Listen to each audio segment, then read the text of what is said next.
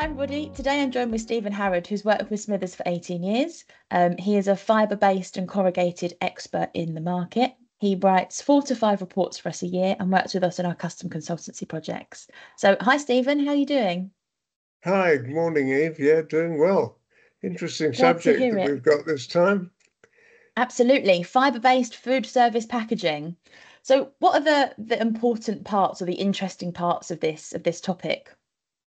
Well, it's a good question that. There's considerable interest in this market in terms of the high growth that we're finding as it recovers and it starts to readjust from the effects of COVID, which initially saw many outlets having to close completely, and was then exacerbated by the whole work from home trend, which caught on during and immediately after the pandemic. And that seems to be in the distant past. But remember, it was only 2 years ago that whole thing really ended. So we're still very much feeling the effects of the pandemic. And that's coupled with that recovery is the very high level of plastic substitution that we're finding is taking place in both packaging and disposable utensils in the food service industry. And interestingly, that's driven largely by consumer sentiment and their demands for sustainability, but also it's been picked up and championed by the suppliers, and that to me is quite significant. So you mentioned there COVID and the replacement of plastic within the packaging industry. What other key trends are we seeing in this market? Well, like so much in the packaging industry these days, sustainability is the word of the decade. In terms of both packaging and other disposable utensils in the market, and hence the strong shift in favor of fiber-based materials, mainly at the expense of fossil-based plastics. As I mentioned, post-COVID, the whole work from home phenomenon has abated somewhat. So more staff are now returning to offices for at least a few days a week. And that provides a stimulus for the recovery in the food service market itself, and then consequently a resurgence in demand for packaging. So immediately following the pandemic, it must be remembered that there were significant volumes of stock that service providers needed to work through before any sort of equilibrium could be sort of reestablished in the market.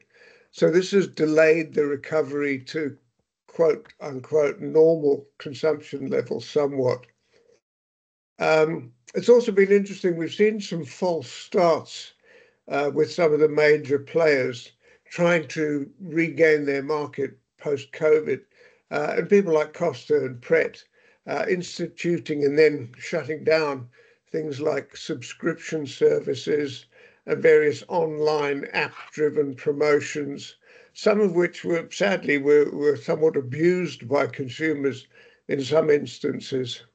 And there's been some press coverage of all these occurrences, and don't want to go into the detail, but suffice to say they impacted the bottom lines for these companies, but they haven't actually driven them to the wall.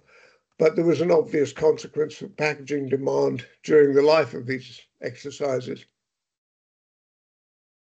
So key trends is a key thing that sort of drives the market forward. What are we seeing in terms of technical innovation, that side of the market that also drives change? Yeah. Uh, Technically, this is a very interesting market, and the shift in favor of fiber-based packaging materials requires a huge scaling up for some producers, such as in molded fiber packaging, where demand is rapidly outstripping supply capacity for things like cups and lids.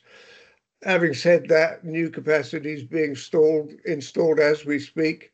There are a number of dry molded fiber installations coming on stream, producing high volumes of cup lids, as well as many wet molded technology operations coming into the market.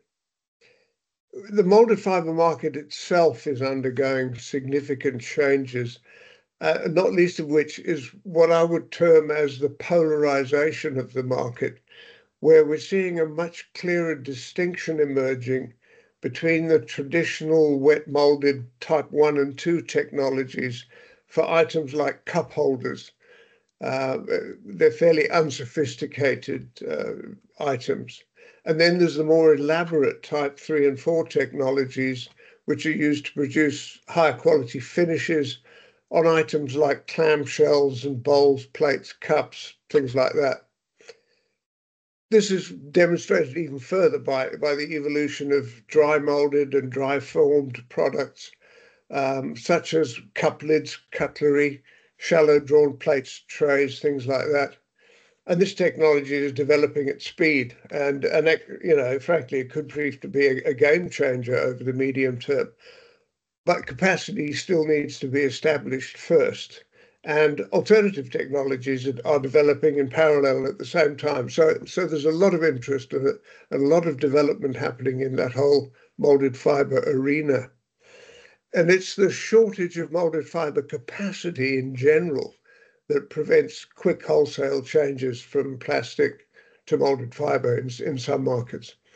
And indeed, there's anecdotal evidence that if the industry were forced to switch from plastic overnight, there simply wouldn't be enough pulp material, let alone converting capacity to accommodate that. So therefore, the whole change is going to be more gradual. And that kind of leads on to the question of regulations. And I know you're going to ask, what are the impact of regulations in this market? Well, Absolutely. I mean, firstly, the single-use plastic directive in the EU, and it's occurred in other countries as well. And then the more recent EU PPWR regulations that undoubtedly are influencing the choices of suppliers and service providers in this market. We're seeing wooden utensils proliferate, substituting for single-use plastic formats in knives, forks, and spoons in many countries in Europe and elsewhere. You've got outright bans of materials like EPS, which have driven many providers to adopting paper and board-based alternatives. It packs like clamshells and plates and bowls, which now include folding carton, microflute, molded fiber variants. However, given the capacity constraints that I mentioned earlier, there's unlikely to be a huge deluge of change in the market, but there will almost certainly be, as rapid as possible, a swing to fiber-based alternatives in packaging and other disposables in the food service market. So you mentioned there about an increase in sort of fibre-based products in the market. What areas are seeing the most growth in this industry?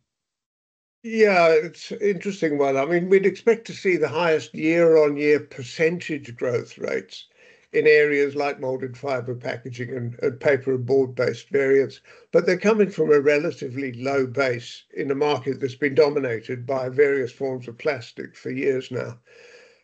That sort of high growth, we'd expect to see it maintained and sustained for some years as capacity is built up and as the substitution of plastics is completed where possible and where necessary.